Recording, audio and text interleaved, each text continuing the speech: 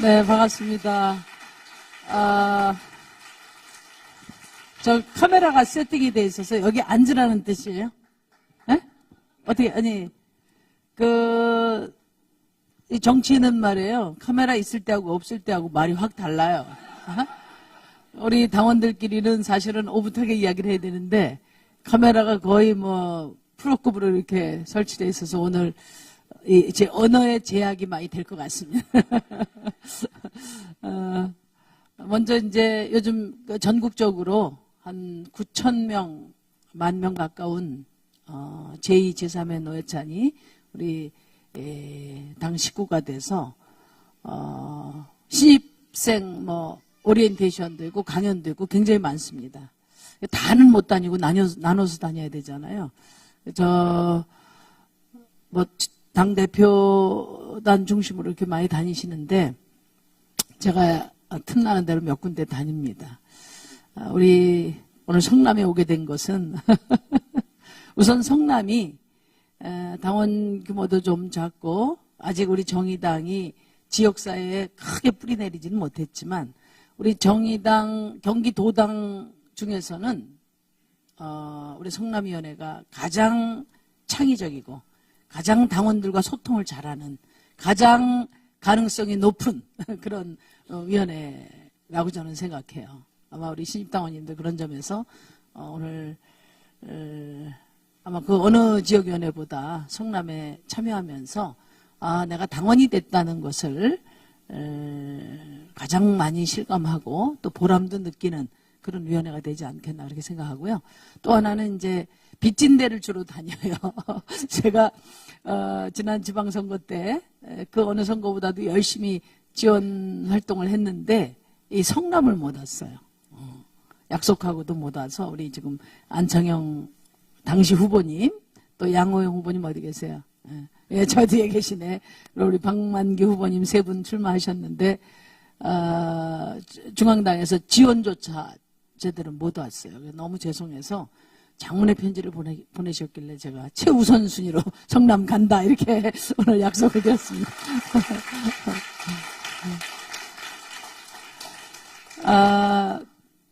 정말 여러분 감사합니다. 상상도 못할 일을 겪어서 아마 여러분들도 그렇고 우리 국민들께서도 그랬기 때문에 이렇게 많은 분들이 우리 당 식구가 될 수 있었고 또 장례를 치르는 과정에서도 정말 많은 분들이 마음을 함께 해주셔서 우리 대표님 가시는 길이 결코 외롭지 않았을 것 같습니다. 여러분들의 입당 추천인은 노회찬입니다. 우리 노회찬 대표님 유지를 이렇게 실천으로 응답해 주신 데 대해서 다시 한번 감사의 말씀을 드리고요. 제가 신입당원들 만나면 꼭 이야기합니다. 사람이 가난하다고 해서 그 마음이 가난하지 않듯이 우리 정의당 규모는 작지만 꿈은 크다. 꿈은 고귀하고 원대하다. 그리고 그 꿈은 이렇게 함께 꾸는 분들이 많아지고 공감하는 국민들이 많아지기 때문에 반드시 실현될 것이다. 그 꿈의 실현에 동참하신 여러분들 정말 환영합니다. 어제가 우리 노회찬 대표님 생신이셨어요. 아마 보도 보신 분 아시겠지만 어제 62세가 되셨습니다. 근데 뭐 생각할수록 너무 아깝고 서럽고 또 좀 화가 나고 억울하고 그렇습니다. 우리 노 대표님께서 그 유서에 4천만 원을 받았다. 그렇지만 뭐 대가를 바라고 대가를 약속하고 받은 돈은 아니다.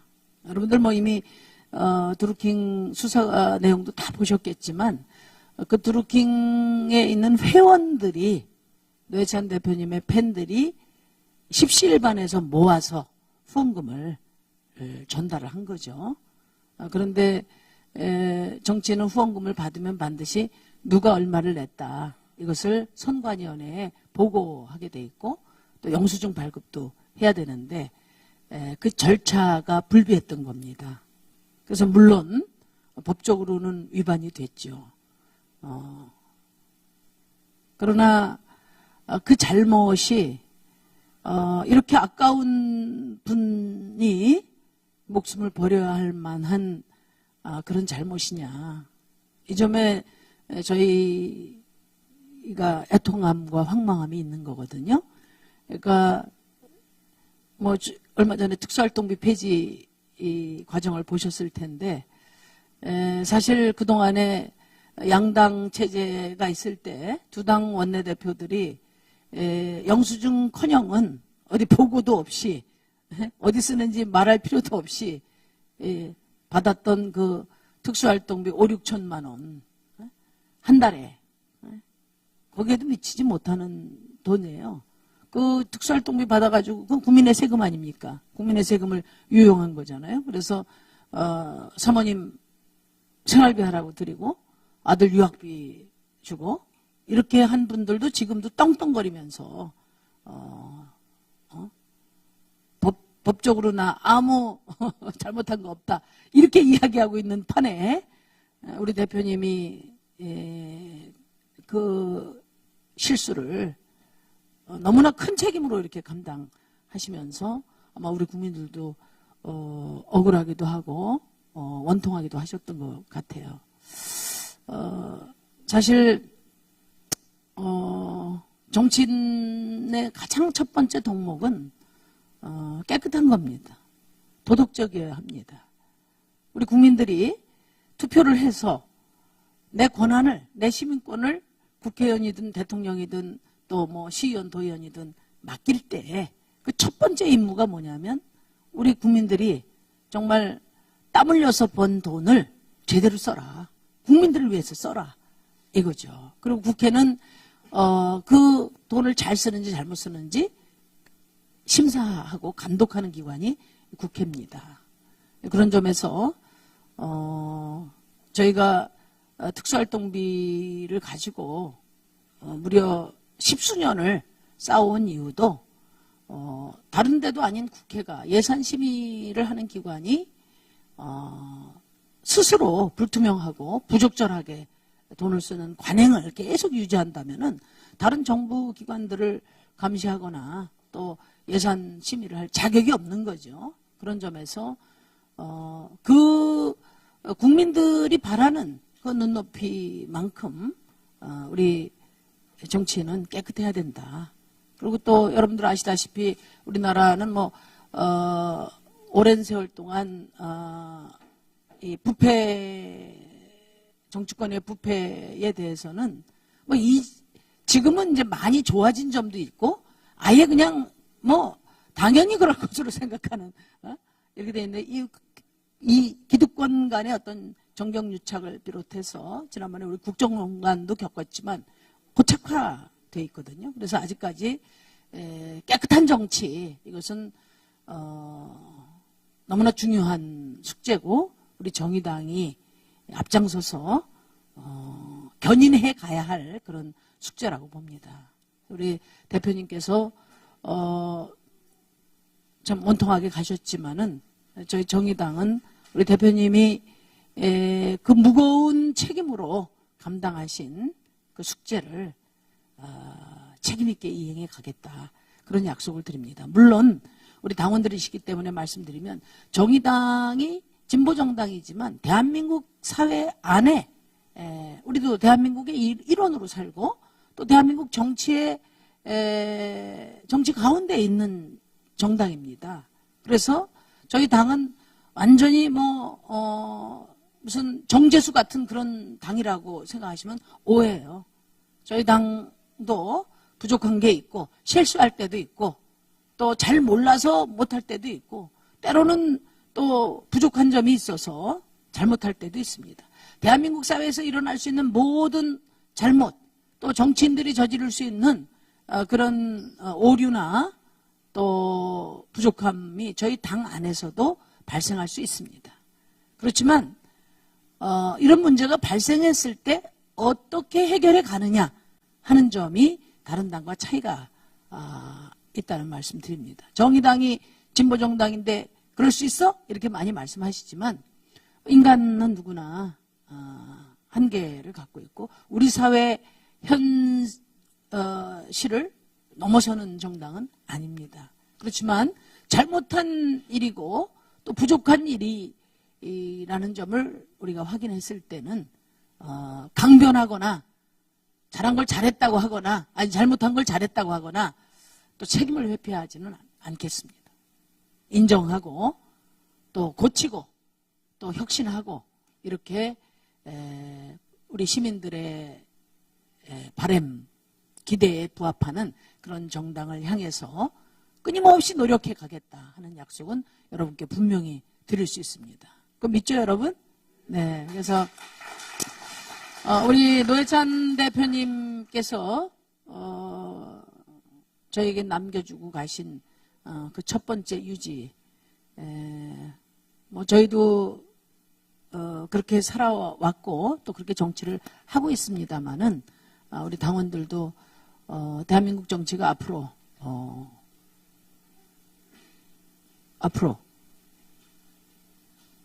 더 깨끗해져야 된다. 아직 멀었다. 그런 인식 속에서 깨끗한 정치를 위한 투쟁 더욱더 저희가 가열차게 진행해 나가겠습니다. 그리고 이제 중요한 게 두 번째인데요. 그 유명한 정치학자 샤츠 슈나이더라는 사람이 있어요.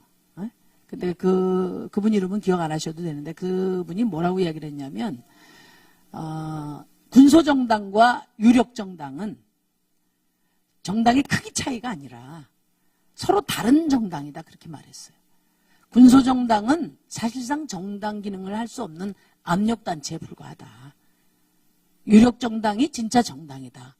그런 이야기를 했을 때 20년 가까이 군소정당의 지위지만 진보정당을 계속 포기하지 않고 우리 노회찬 대표님과 함께 해온 사람으로서 그 말이 너무나 절절하게 다가왔습니다. 우리 대표님께서 나는 여기서 멈추지만 당은 앞으로 쭉 나가라 그렇게 말씀하신 것은 이제 더 이상 우리가 군소정당 압력단체에 머물러서는 안 된다는 그런 또 절박한 대표님의 의지가 담긴 말씀이다.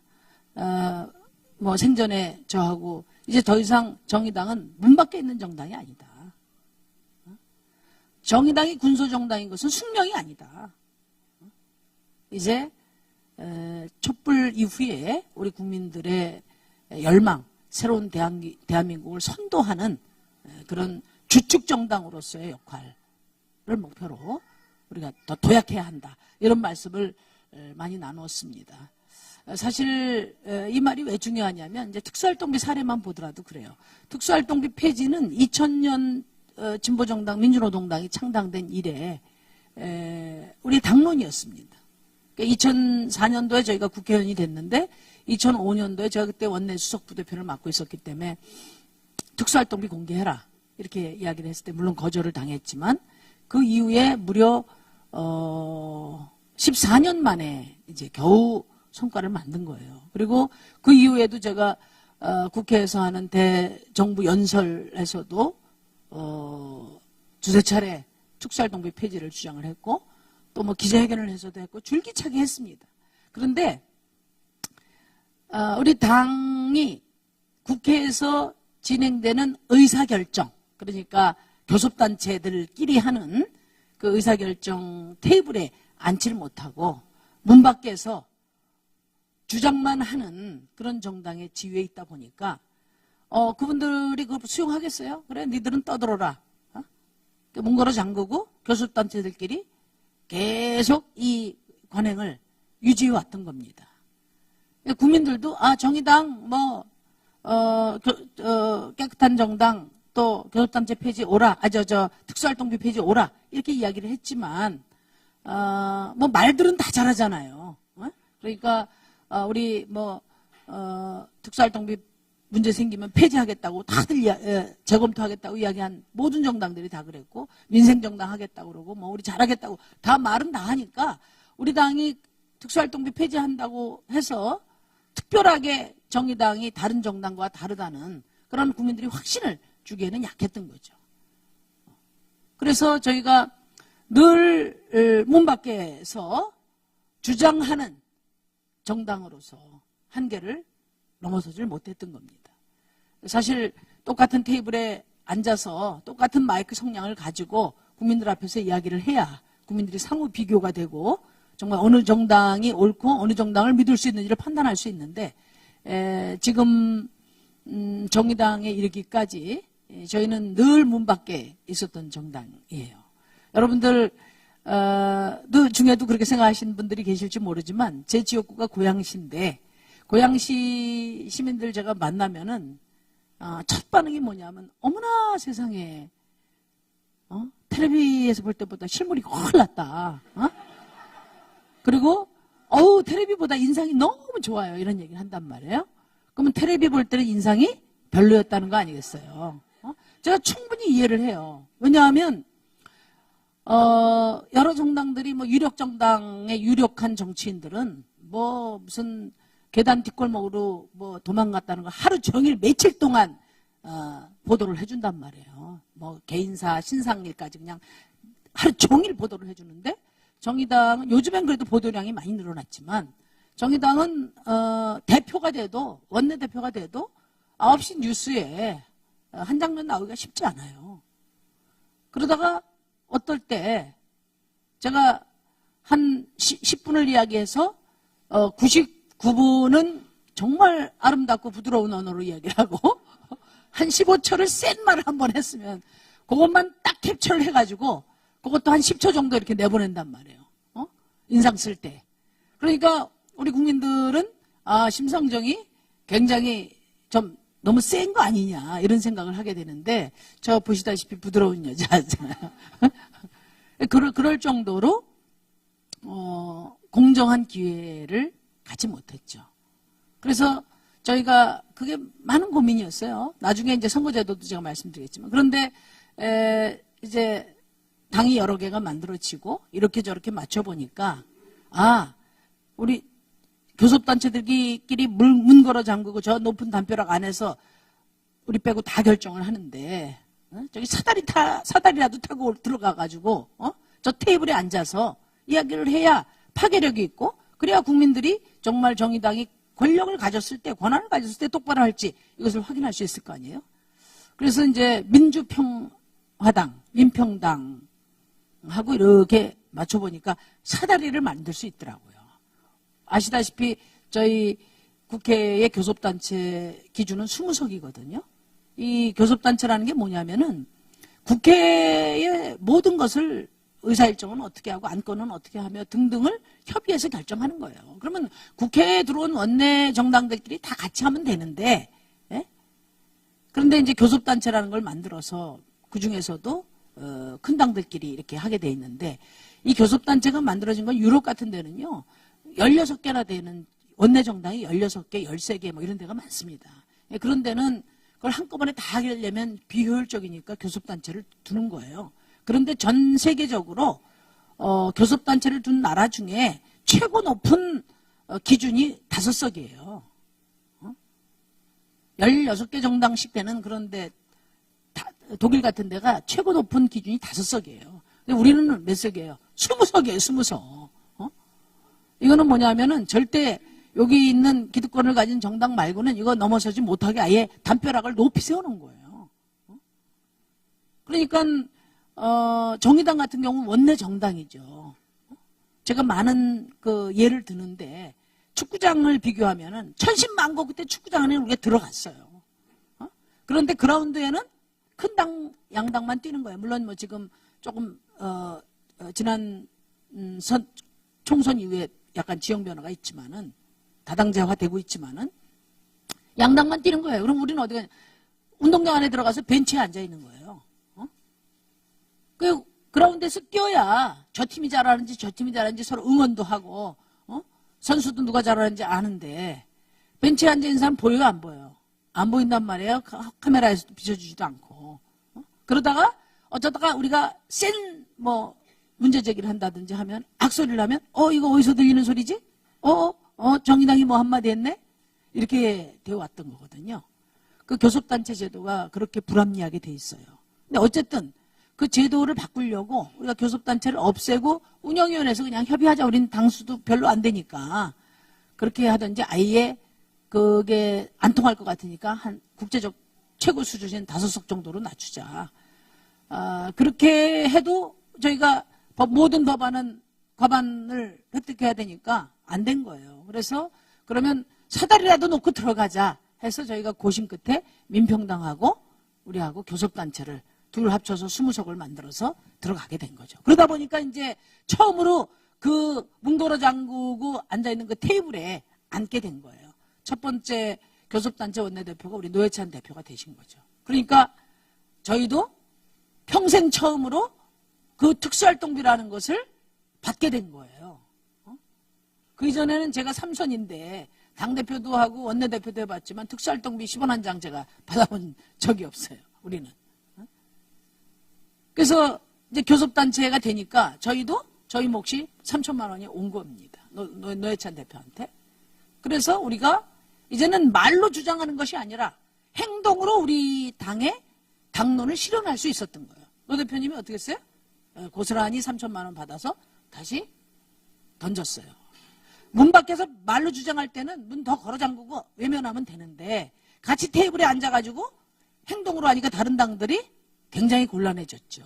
그리고 국민들도 이제는 보게 된 거예요. 특수활동비 다 이렇게 받았는데 노회찬 대표는 반납을 했는데 딴 데는 왜 안 해? 이렇게 된 거죠. 그래서 결국 특수활동비 문제가 이제는 단지 그냥 그 정의당의 주장으로 인터넷 기사에 몇 번 걸리고 마는 게 아니라 메인 뉴스가 돼버리게 되니까 국민들이 다 본 겁니다. 이 그라운드 한복판에서 벌어진 일이 된 거예요. 그래서 그런데도 불구하고 이제 큰 당들이 무슨 50%만 줄이겠다, 얼마 줄이겠다 하니까 국민들이 안 돼, 다 없애 이렇게 돼버린 거죠. 결국은 이제 정의당이 동을 뜨고 국민들이 속된 말로 쪼아서 압력을 행사해서 국민들이 결국 특수활동비를 폐지한 거예요. 그러니까 아까 제가 말씀드렸듯이 정의당 6석이 문 밖에서 암만 옳은 얘기를 하고 암만 얘기를 해도 압력을 행사하는 이상 압력을 안 받아들이면 그만이에요. 그리고 정의당만 힘 갖고 압력이 됩니까? 큰 당들에게? 국민들도 이게 이 이슈가 정면으로 올라와야 그걸 같이 보면서 압력을 행사할 텐데 그동안에는 이게 주변부 의제밖에 안 됐단 말이에요. 그러다가 이제 교섭단체를 만들어서 20석을 가지고 그런 파워를, 그러니까 말하자면 유력정당으로서 지위에 올라가니까 어떤 주장을 하고 어떤 실천을 했을 때 이것이 정치를 바꾸는 실질적인 힘으로 바뀌게 된 거죠. 그래서 정말 큰 당이 돼야 된다. 유력 정당이 돼야 된다. 정의당이 좀 더 컸으면 좋겠는데 이런 생각 우리 국민들이 많이 하시는데 그 정의당이 무슨 재주로 큽니까? 결국 국민들이 대한민국 발전을 위해서 대한민국 정치를 바꾸기 위해서는 정의당을 키워야 하겠다. 그리고 내 표를 주고 선거법도 바꾸고 해야 정의당을 키울 수 있겠다. 이런 확신이 있을 때 실천으로 옮겨질 때 그럴 때 정치가 바뀔 수 있는 거죠. 이 자리에 아마 우리 정의당 당원이 되신 계기는 우리가 물론 노회찬 대표님이 추천인이 되셨지만 계기가 됐지만 아마 다양할 것 같아요.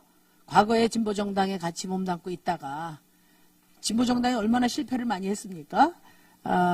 그 과정에서 실망도 크고 또 먹고 살기도 바쁘고 그러니까 좀 밖에 있다가 이번 계기로 이제 힘을 보태신 분도 계실 테고 또 우리 동네 또 신입당원은 그러세요. 난 뭐 사실 정치도 잘 모르고 또 먹고 살기도 바쁜데 그래도 정의당 같은 당이 더 커져야 우리 대한민국 사회 바뀔 수 있지 않냐. 그래서 나는 당비 내서 후원하는 그런 마음으로 가입했다. 이렇게 말씀하시는 분도 계시고, 또 어떤 분은 아마 개 중에, 다 그 놈이 그 놈인데, 내가 한번 정의당 들어가서 정치를 한번 해봐야 되겠다. 이런 적극적인 생각을 갖고 당원이 되신 분도 계십니까? 이 세 부류 중에 우리 정의당에 가장 환영하는 분은 세 번째예요. 그러니까 여러분들께서는 우리가 민주공화국에서 우리 뭐 여러분들 헌법 제1조를 다 아시겠지만 주인은 누구라고요? 국민이죠. 대의민주주의를 채택하고 있는 민주공화국에서 주권자가 주인이란 말이에요. 그러면 이 주권자가 자신의 권리와 책임을 어떻게 행사할 것인가, 이 점 굉장히 중요해요. 그중에서 여러분들은 굉장히 적극적인 선택을 하신 거라는 그 말씀을 제가 드리고 싶은데, 제가 이제 정의당 얘기를 많이 하면은 시민들이 그렇게 이야기를 해요. 그러면 내가 뭘 해야 되지? 어떻게 해야 되지? 이렇게 이야기를 해요. 어떻게 해야 실제 내가 바라는 바람직한 국회가 되고 또 우리들에게 힘이 되는 정치가 될 거냐. 주권자 나는 뭐 아무 힘이 없지 않냐. 저 꼭대기에서 벌어지는 일들을 내가 뭘 할 수 있냐. 이렇게 생각한단 말이에요. 내가 투표는 열심히 하겠다. 이렇게 말씀하시는데, 투표만 잘하면 좋은 민주주의가 될까요? 투표는 북한도 하고 중국도 해요. 투표율이 제일 높은 나라가 어디냐면은 북한이겠죠. 그죠? 그러니까 투표율이 좋으면 좋은 민주주의다. 이 명제는 진실이 아니죠. 그러면 북한 같은 나라가 가장 민주주의 국가로 평가를 받아야 돼요. 그래서 과연 민주주의가 뭐냐? 그리고 주권자의 권리와 책임은 뭐냐?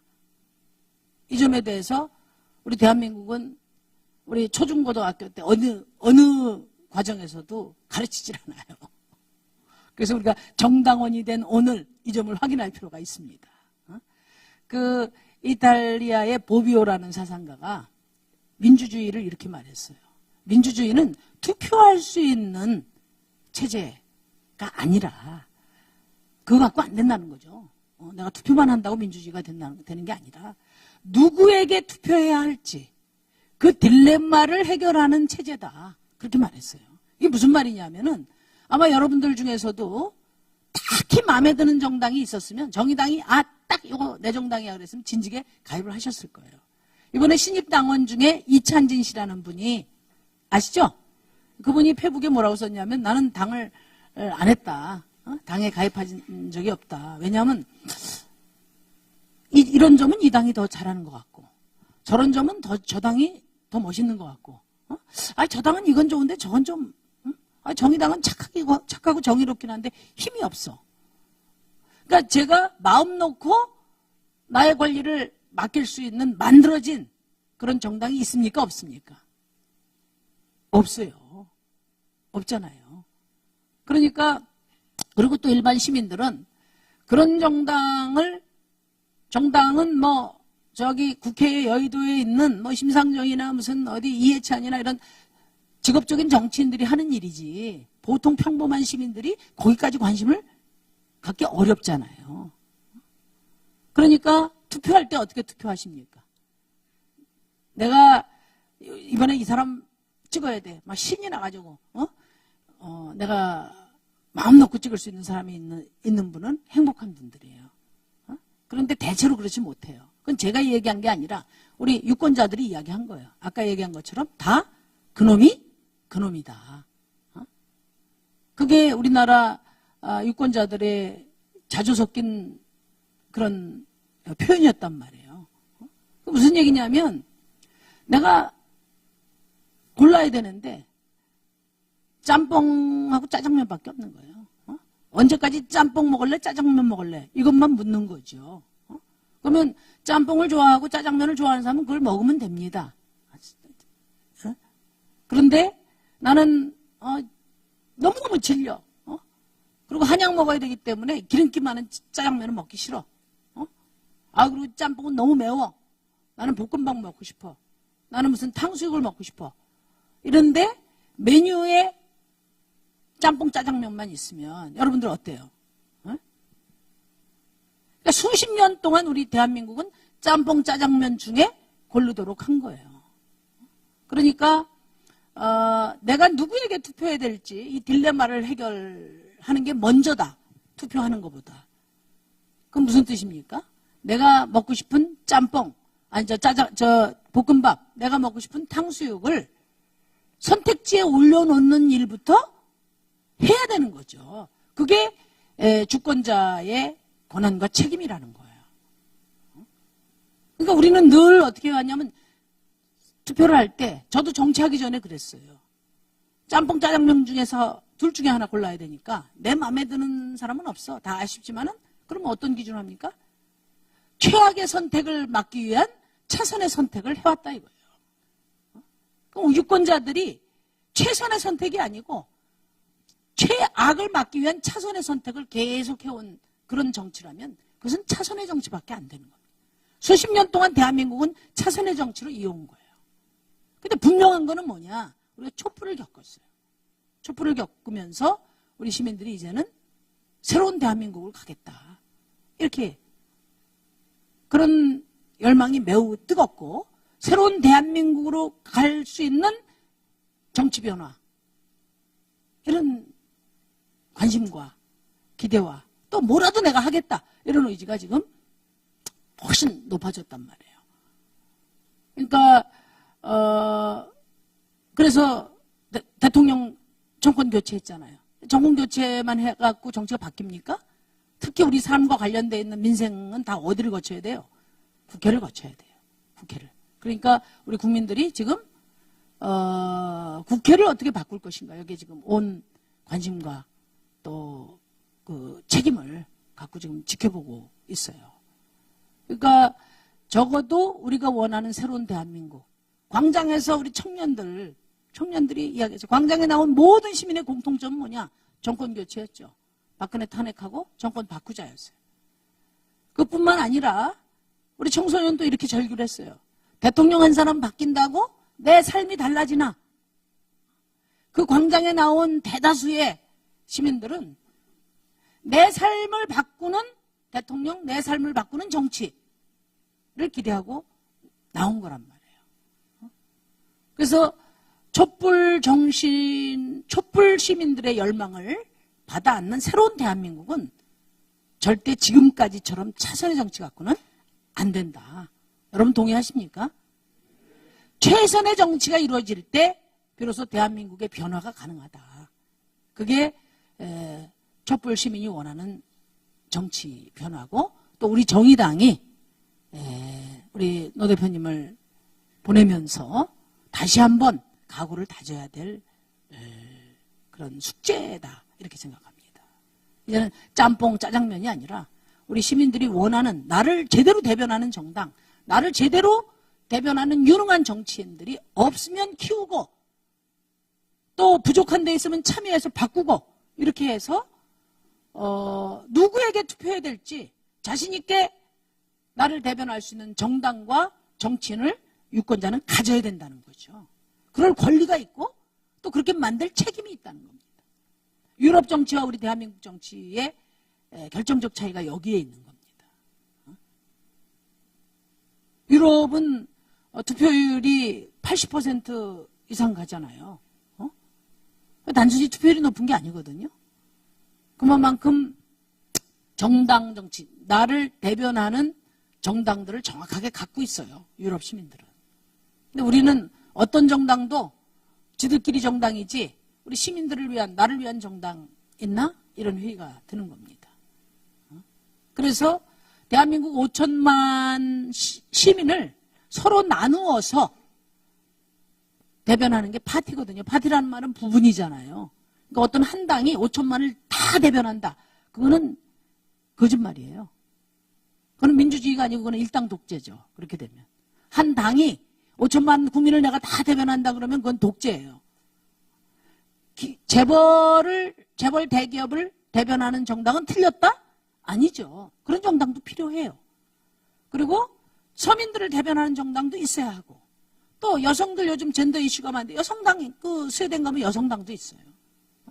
다양하게 자신들의 이해와 요구를 대변할 수 있는 정당이 필요하죠. 그렇게 해서 5천만을 직접 전부 광장에 모여서 5천만이 뭘 결정할 수 없으니까 정당을 통해서, 자신들을 대변하는 정당을 통해서 그 정당들끼리 마주 앉아서 조정하고 또 그 시민들의 권리를 균형 있게 나누는 게 바로 정치이거든요. 그러니까 우리 정의당은 그렇게 이야기를 해요. 재벌들을 대변하는 정당은 틀렸다? 그런 뜻이 아니라 저희 정의당은 재벌을 대변하지 않습니다. 이렇게 말해요, 우리는. 재벌 대기업에서도 저한테 후원도 하려고 많이 노력을 했어요. 제가 저희는 재벌을 대변하지 않습니다. 그래서 재벌들의 후원은 번지수를 잘못 찾으셨습니다. 나를 대변하지 않아도 나는 지원할 거야. 그렇다면 또 그건 다른 그런 것이라는 거죠. 이 정당이라는 게. 그래서 지금까지 우리 시민들은 말하자면 내가 누구에게 투표해야 될지 진짜 마음에 안 들어. 확실하게 뭐 좀 딱 집히는 게 없어. 예쁘게 진짜 이렇게 딱 만들어진 정당이 없어. 그래서 늘 최선의 선택권만 있는 줄 알았지. 내가 나를 대변하는 그 메뉴, 그 정치판 자체를 바꿀 수 있는 힘이 나한테 있고 그것을 해야 된다는 그런 생각은 감히 갖지를 못해 왔어요. 그러나 촛불 이전과 이후는 달라져야 된다. 저는 오늘 이 정의당을 선택한 우리 당원 여러분들은 시민 주권자의 측면에서도 이제는 헌법이 부여한 참정권을 아주 적극적인 방식으로 실천하는 아주 정치의식이 뛰어난 선진적인 시민이 되셨다. 동의하십니까? 이럴 때 박수 치셔야 돼요. 그래서 제가 환영합니다. 거기서 가장 적극적인 그런 정치 참여는 이제 직업적인 정치인이 되는 겁니다. 저처럼. 그래서 이런 그 선진적인 정치의식을 갖고 정치에 관심을 갖고 정당 활동을 하면서 그 토양 속에서 좋은 정치인들이, 직업적 정치인들이 성장할 수 있도록 뒷받침하고 아니면 내가 한번 해보고 이렇게 될 때 이제 앞으로 한국 정치가 많이 바뀔 것이다. 그렇게 생각합니다. 그 이제 지난번에 이제 제가 조문을 받으면서 많은 분들이 왔다 가셨는데 가수 이은미 씨 아시죠? 예. 이은미 씨가 왔었어요. 그분은 이제 제가 선거할 때도 우리 지역구에 와서 유세차에 타서 지원도 해주셨거든요. 노래를 해주면 참 좋았겠지만 노래를 하면 그게 선거법에 위반이 됩니다. 그래서 이제 유세하고 가셨는데 그래서 인사도 제대로 못 들어서 제가 나가서 이제 차를 한잔 했는데 그런 얘기 하는 거예요. 자기는 평생에 정당은 한 번도 참여를 안 했는데 하도 이번에 황망하고 그래서 자기 남편한테 정의당에 가입할까? 아침에 그렇게 이야기를 나눴다고 그러면서 저한테 정의당에 가입할까 어떻게 생각하는지 물었어요. 제가 뭐라고 했을까요? 당장 입당원서 가져와 이러고 싶은 마음이 굴뚝 같았지만 제가 좀 자제를 하면서 한 번 더 차분히 더 생각을 해봅시다 이렇게 이야기를 했어요. 왜냐하면은 이제 저희도 이렇게 많은 분들이 저희 당에 함께 해주신 거 너무 감사하고 또 입당 사업을 적극적으로 하고 있어요. 그런데 이제 또 한편 이런 점이 있죠. 지금 정의당에 대한 국민의 기대, 지금 15%, 16%까지 가는 이 정의당의 기대와 이제는 이제 5석이 됐는데 5석의 정의당의 현실 사이에는 갭이 있습니다. 갭이 있어요. 그런데 정말 이번 기회에 정의당에 가입했다가 저런 측면은 좀 아직 부족한데 또 어떤 계기에 또 탈당하시는 분들도 있거든요. 그럼 특히 이름값 있는 분은 들어올 때보다 나갈 때 시너지 효과가 더 커요. 솔직히 말씀드려서. 그렇잖아요. 그러니까 저는 당장 다 불러드리고 싶지만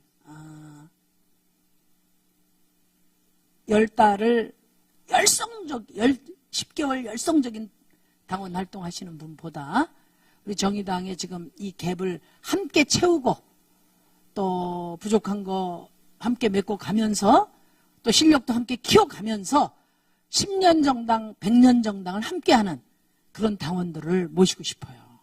여러분들 그래 주시겠습니까? 이런 얘기는 제가 시민들 대상으로 하는 강연에는 안 합니다. 우리 정의당 2020년도에 제1야당 되고 집권당이 될 수 있습니다. 다들 들어오세요. 지금 안 들어오면 여러분 손해입니다. 제가 이렇게 이야기하는데 우리 당원들이 우리 식구가 됐으니까 이제 솔직하게 이야기를 나눠야죠. 네. 그래서 만들어진 내가 참여하지 않고 내 뜻에 맞는 만들어진 정당은 대한민국에 없습니다. 그건 누구에게도 마찬가지입니다. 참여해서 내 목소리, 내 땀, 또 내 후원금 이런 것들이 모여가면서 또 적극적으로 당을 키우고 또 한쪽으로는 당원으로서 또 통제해가면서 이렇게 해서 길을 찾아 나가는 거거든요. 그런 점에서 앞으로 여러분들 생각에 여러 부족한 점들도 보일 테고 또 뭐 아직 우리가 살아보면 알잖아요.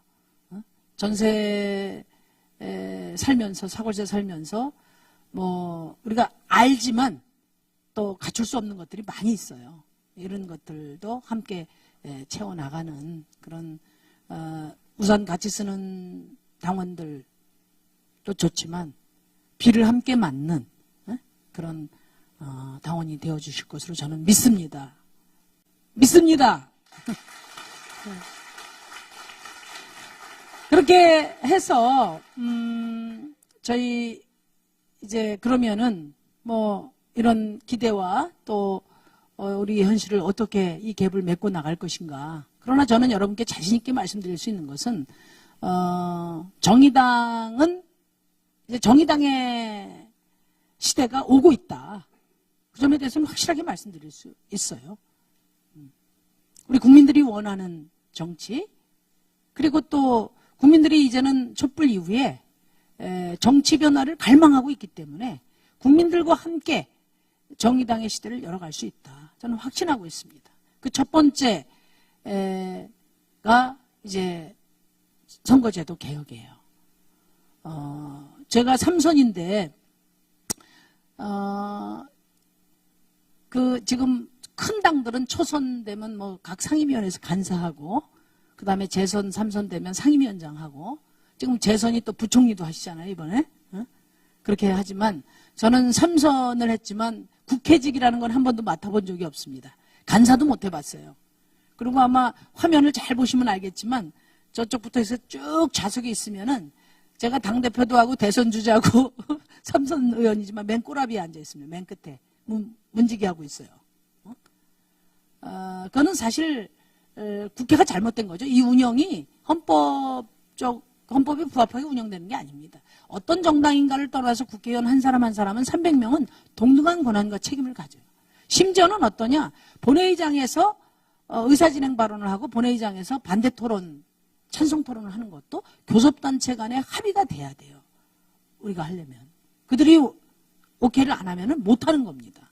그러니까 사실 말이 안 되는 거예요. 그런 과정에서 지금 2000년도에 이제 민주노동당 만들고 나서 지금 18년도니까 그 전에 국승 21이라고 있었어요. 그래서 진보정당 역사가 20년 됐는데 20년 동안에 이 길을 고수하면서 헤쳐오는 게 결코 쉽지는 않았습니다. 지금도 저희 친정어머니는요, 전화하면은 제가 듣기 싫어하는 거 알면서도 끝에다가 꼭 붙여요. 뭐라고 붙이냐? 이제 그만 고생했으면 이제 큰 당 가서 해라. 큰 당 가서 새누리당 가서 하라는 소리겠어요? 큰 당 가서 해라.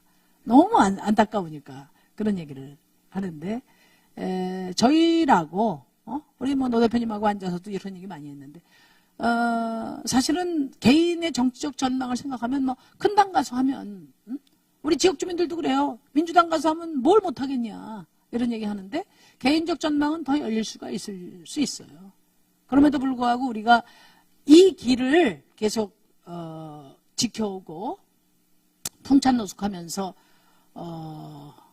이 길을 걸어온 것은 사실은 큰 당에 가면 뭐 어떤 분들은 뭐 민주당의 왼쪽 방을 점령해라 이렇게 이야기하는데 그 당 내에서 살아남기 바쁠 것 같아요.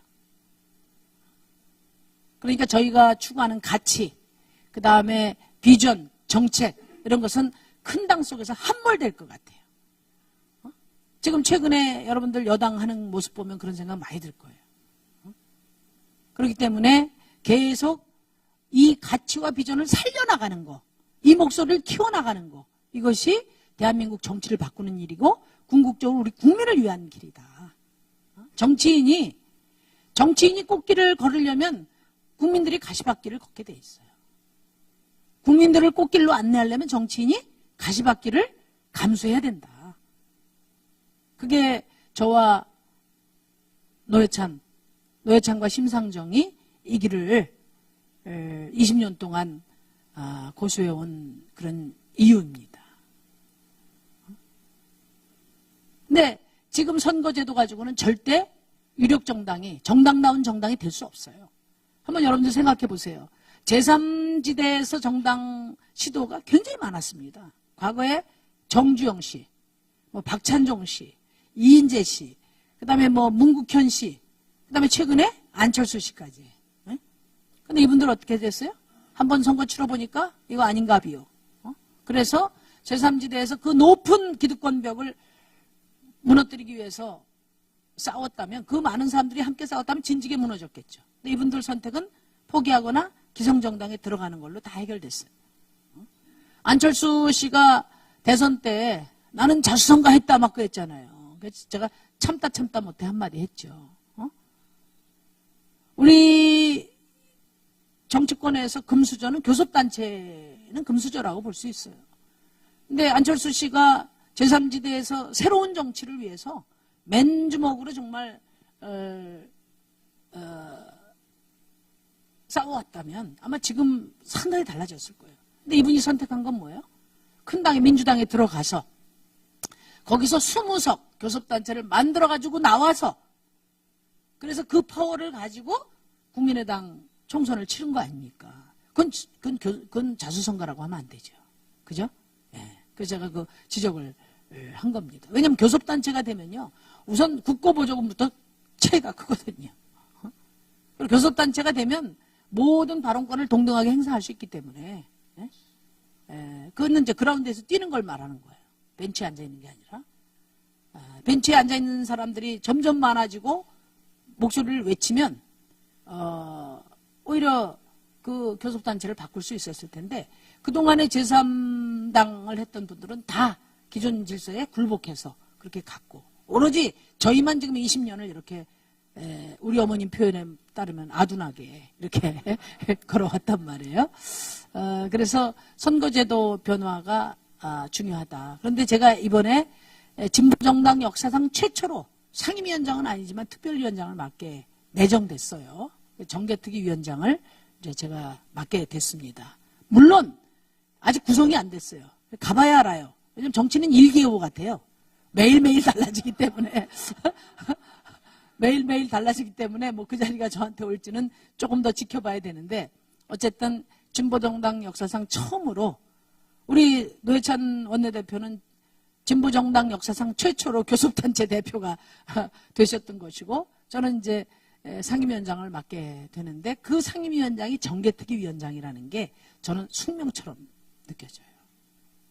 그래서 어떻게든 간에 이번에 선거제도를 바꿔야 되겠다. 군소정당의 민원이 아니라 대의민주주의에서 민심이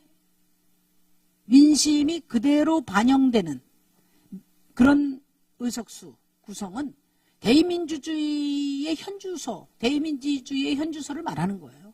지금처럼 민심과는 아주 동떨어진 크게 차이가 나는 의석으로 구성되는 것은 대의민주주의가 구부러지고 불공정한 거예요. 이걸 바로 세우자는 아주 큰 취지입니다. 이게. 그래서 어떻게든 이제 선거제도를 바꾸면 아마 20년도가 굉장히 밝아질 거예요. 그렇지만 선거제도가 바뀐다고 해서 다 정의당 거냐? 그거 아니죠. 선거제도가 바뀌면 또 바뀐 룰에 따라서 사람들이 생각을 하게 되거든요. 그래서 20년도에 우리가 제시한 제1야당의 목표를 이루려면 왜 제1야당이냐? 제1당이지 그렇게 말씀하신 분이 계신데 22년까지는 여당은 정해져 있잖아요. 네? 그래서 제1야당을 목표로 한다면 선거제도를 바꾸고 이것만 갖고 되냐? 그렇지 않죠. 국민들이 우리도 어디 가서 누가 진짜 사이다 소리하면 박수 치는 거는 쉽게 할 수 있어요. 그렇지만 내가 거기다 표를 주는 거는 내 돈 주고 물건 사는 거하고 똑같아요. 망설임이 있는 거예요. 그죠? 그러니까 정의당이 잘 됐으면 좋겠다.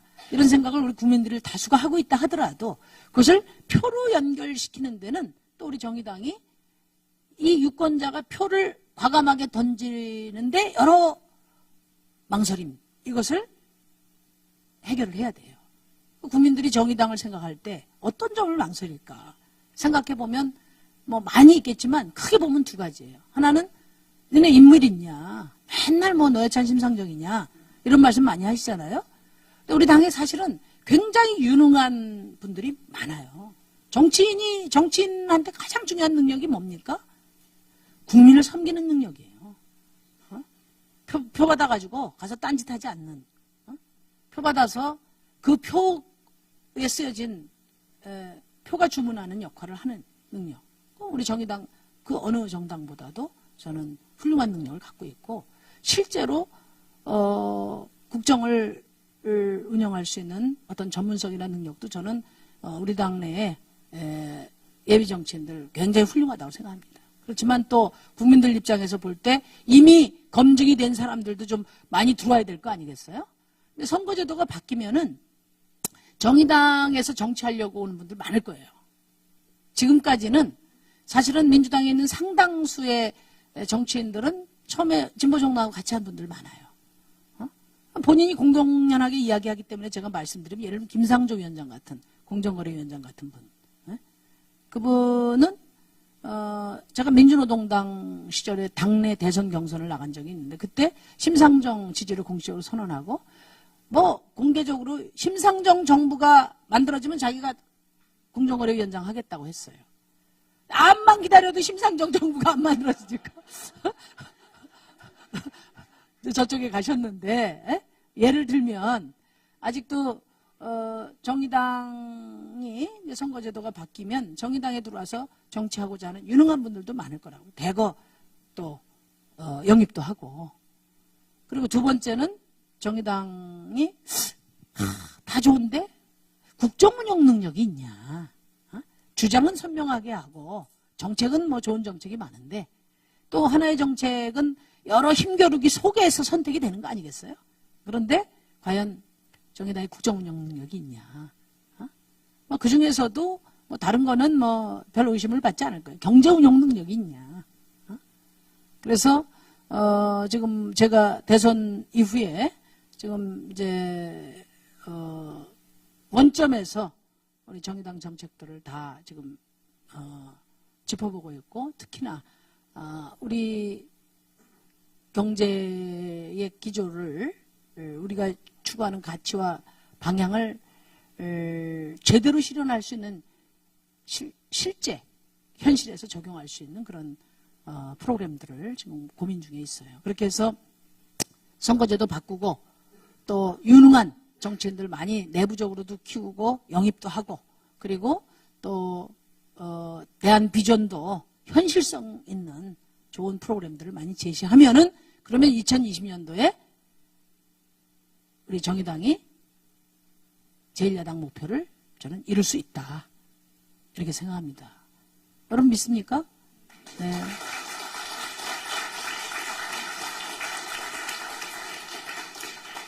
그러면 국민들이 안 찍을 이유가 없어요. 그리고 2020년 선거는요. 제1야당을 누구로 선택할 것인가를 판단하는 선거예요. 한번 생각해 보세요, 여러분. 지난번에 정권 교체했지 않습니까? 그러니까 2020년도 지금 모든 개혁이 지금 국회에서 막혀 있잖아요. 국회에서 맡겨 있는데 민주당 문재인 정부 성공을 해서 민주당의 의석을 왕창 더 몰아주자. 여러분 어떻게 생각하세요? 그렇다고 문재인 정부의 개혁이 성공할까요? 고개가 설레설레 흔들어질걸요. 민주당도 지금 뒤뚱뒤뚱 하지 않습니까? 그러니까 2020년 총선은 민주당 대 자유한국당 정치 구도와 민주당 대 정의당의 정치 구도 중에 어느 정치 체제를 선택할 것이냐. 그걸 결정하는 선거예요. 민주당이 의석 하나 더 얹어준다고 해서 지금 현재 상황이 바뀌지 않아요. 중요한 것은 제1야당이 바뀌어야 되는 거죠.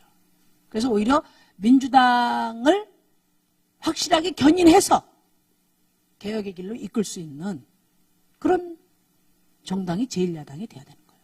그래서 시대적으로 볼 때 2020년 총선은 제1야당을 교체하는 그런 선거고, 그래서 아마 국민들이 굉장히 뜨거운 관심 속에 진행되는 선거가 될 거예요. 저는 이미 슬로건도 정해놨어요. 국민 여러분, 민주당 대 자유한국당, 민주당과 제1야당 자유한국당인 이런 정치체제를 선택하실 겁니까? 아니면 민주당 대 정의당의 정치를 선택하실 겁니까? 둘 중에 하나 골라주세요. 그러면 우리 국민들 뭐라고 할까요? 예, 저는 정의당 선택해 주신다고 봐요. 그래서 2020년도에 저희가 제1야당 유력 정당으로 발돋움하면 대한민국 정치는 이제 새로운 정치가 되는 겁니다. 2020년 선거는 새로운 대한민국을 약속하는 정초 선거가 되는 거예요. 과거의 연장선상이 아니라 이제는 대한민국의 새로운 정치가 시작이 되는 겁니다. 그리고 정당 체제도 다원화될 테고, 그래서 지금까지 여러분들이 경험한 정치하고는 새로운 생산적인 정치, 또 민생 정치 이렇게 전환이 돼 나갈 것으로 보고, 바로 우리 노 대표님과 제가 꿈꿨던 20년 동안 풍찬노숙하면서 이 길을 지켜왔던 바로 그 고지, 민생 정치 시대가 열리게 될 거라고 저는 생각합니다. 그래서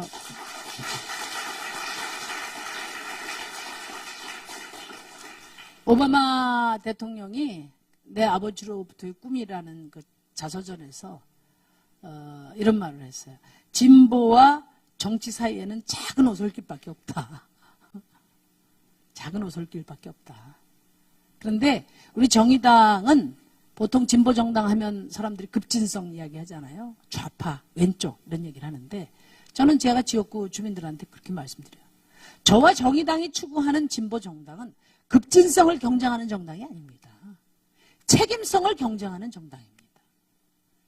저희가 제시하는 정책들이 우리 원내정당 중에서는 제일 이렇게 좌표로 치면 왼쪽에 위치하는 그런 정책들인 건 사실인데, 그것은 지금 우리 정치의 판이 기울어져 있어서 그래요. 너무 오른쪽으로 기울어져 있기 때문에 저희가 왼쪽인 거지, 이념적으로 왼쪽 정책을 내는 게 아니라 우리 국민들의 삶의 현실에 가면 그 대안은 바로 이것이기 때문에 그 정책을 내면 국민들의 가장 밀착된 국민들의 요구가 담긴 정책이 대한민국 정치 안에서는 제일 왼쪽이 결과적으로 되었던 것이죠. 우리는 급진성을 경쟁하는 정당이 아니다. 제가 이렇게 이야기하니까 우리 지역 주민들이 너무 좋아하시더라고. 그러니까 뭐냐면 지난 대선 때 그 지금 도지사 하시는 이재명 도지사가 굉장히 센 공약들을 많이 내셨잖아요. 그러니까 저한테 많은 분들이 그러는 거예요. 심상정 대표님, 어이구 좀 더 세져야 되겠어. 좀 더 센 공약 내야 되겠어. 이재명 후보가 이런 거 냈는데 더 센 거 내야 되겠어. 막 이렇게 하시는 분들 많이 있었어요. 응?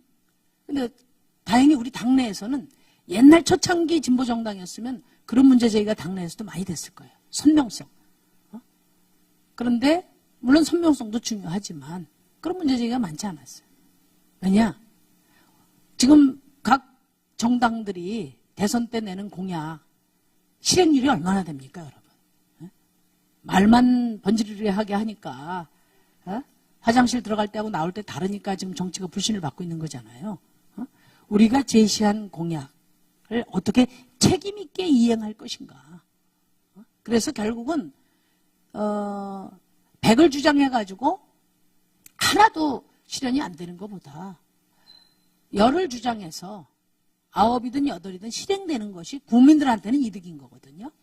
그런 점에서 말과 실천이 일치되고 우리가 제시한 가치가 시간은 많이 걸리더라도 그 길을 꾸벅꾸벅 걸어가는 그런 책임성을 갖춘 정당이 돼야 되겠다는 것이 저희 정의당의 목표이자 또 방향입니다. 그래서 지금 얼마나 됐어요? 제가 얘기한 지 시간. 지금 이제 한 3분 있으면 1시간이 됩니다. 아, 그럼 1시간만 해야 돼요? 예.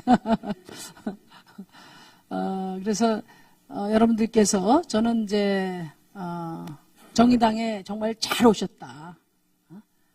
여러분들이 인생을 사시면서 많은 결정을 하는데 내가 정의당에 가입한 거는 정말 내 일생일대에 최고 잘한 선택이다.